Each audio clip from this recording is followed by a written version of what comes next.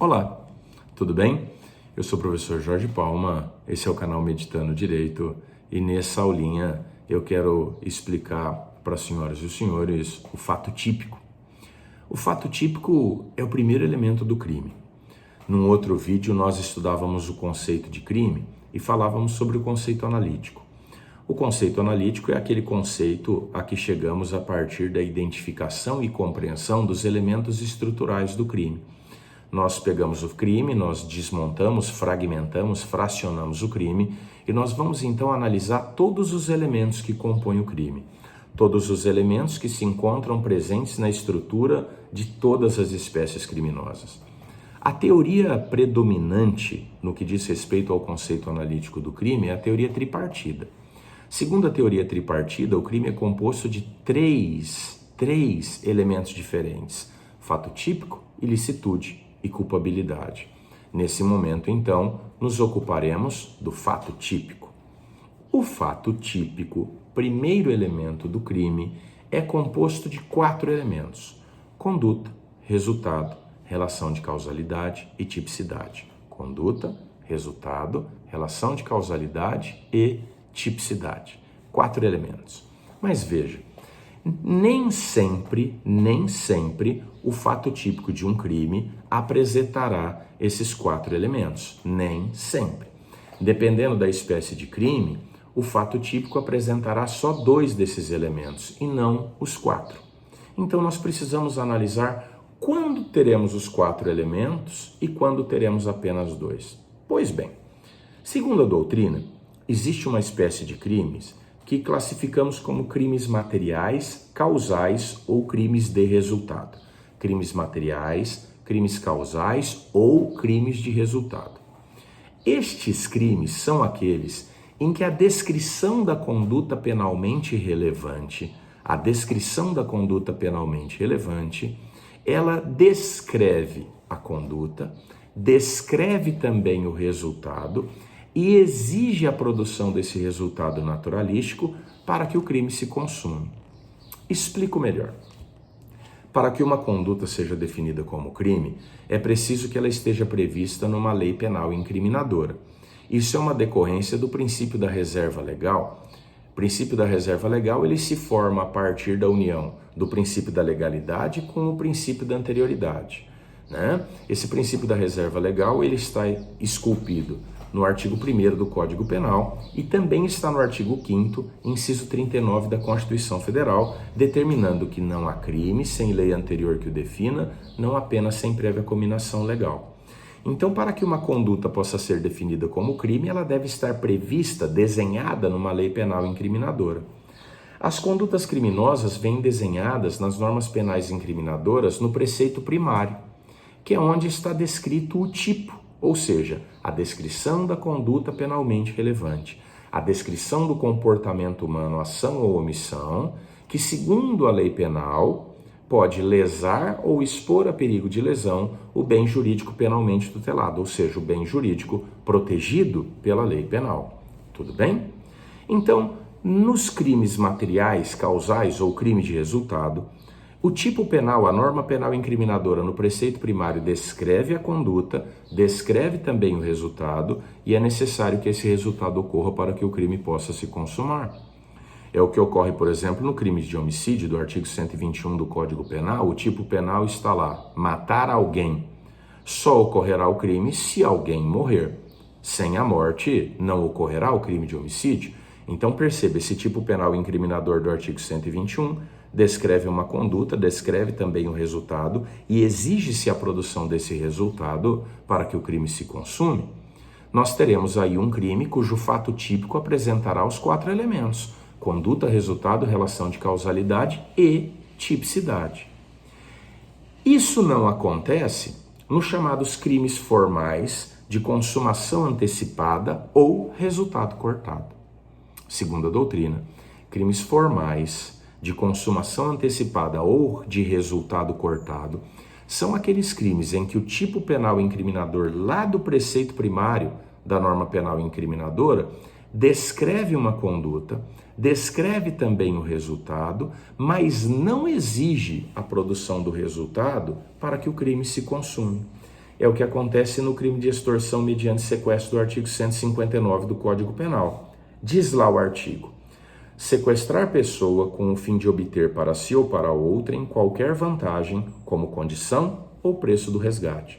Veja, está descrita a conduta, está descrito o resultado, mas basta que a conduta seja praticada para que o crime se consume. Não se exige a produção do resultado.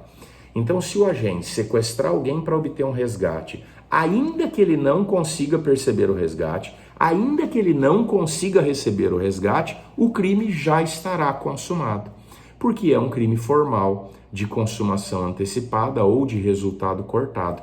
Ele descreve a conduta, descreve o resultado, mas não se exige a produção do resultado para que o crime se consuma. Simples assim. A mesma coisa acontece no crime de ameaça do 147 do Código Penal. Ameaçar alguém por palavra, escrito ou gesto, ou qualquer outro meio simbólico de causar-lhe mal injusto e grave. O tipo penal descreve a conduta, descreve o resultado, mas não se exige a produção do resultado para que o crime se consume. Basta a ameaça, não se exige que se cause o mal injusto ou grave.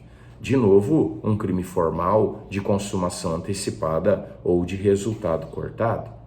Agora, o que acontece nesse crime formal de consumação antecipada ou de resultado cortado?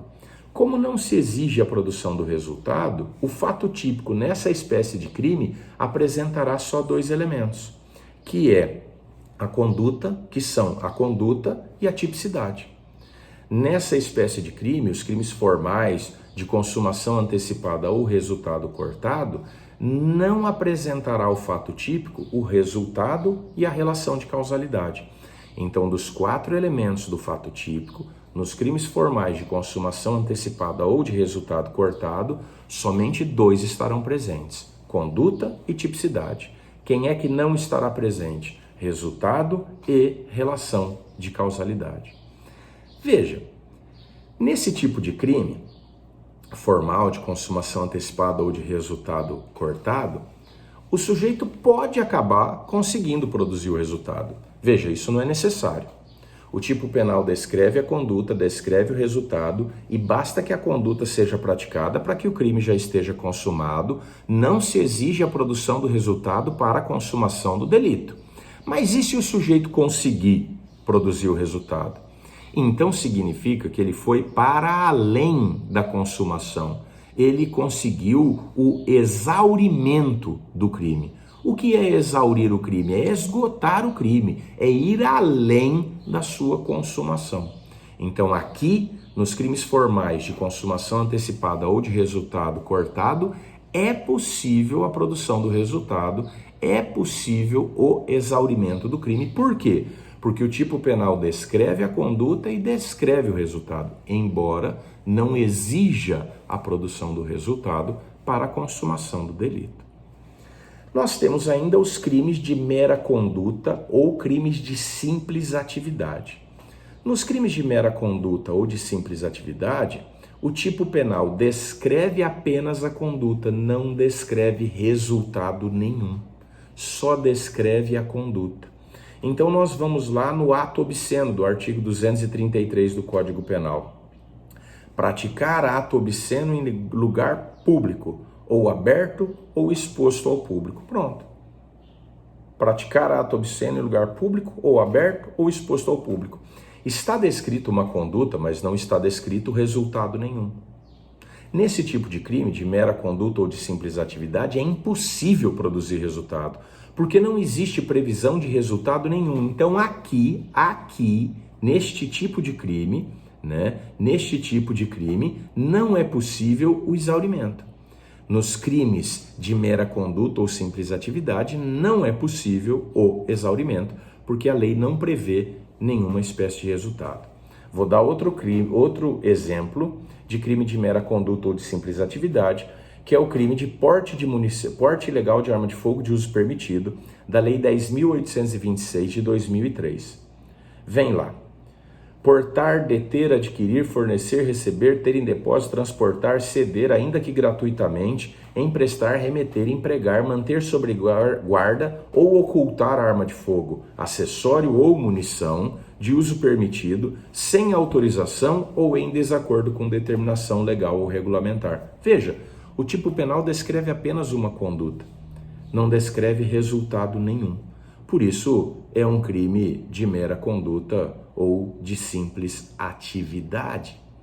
Nesses crimes de mera conduta ou de simples atividade, o tipo penal também, o fato típico, também não apresentará os seus 4 elementos, apresentará apenas 2, a conduta e a tipicidade. Não apresentará o resultado nem a relação de causalidade. Então veja, o fato típico. O primeiro elemento do crime é composto de 4 elementos: conduta, resultado, relação de causalidade e tipicidade. Esses 4 elementos estarão presentes nos crimes materiais ou crimes de resultado. Esses 4 elementos do fato típico não estarão todos reunidos nos crimes formais de resultado de consumação antecipada ou resultado cortado e nos crimes de mera conduta ou de simples atividade. Nos crimes formais de consumação antecipada ou resultado cortado e nos crimes de mera conduta ou de simples atividade, o fato típico apresentará só 2 elementos, que são a conduta e a tipicidade. Tudo bem? Estes crimes formais e estes crimes de mera conduta são chamados pelo Supremo Tribunal Federal de crimes sem resultado, porque não se exige a produção do resultado para a consumação do delito. Tudo bem? Espero que você tenha entendido um pouquinho sobre fato típico. Em próximos vídeos, próximas aulas, nós conversaremos sobre cada um deles, conduta, resultado, relação de causalidade e tipicidade, para que nós possamos compreendê-los, tá bom? Bons estudos, um beijo no coração, até logo.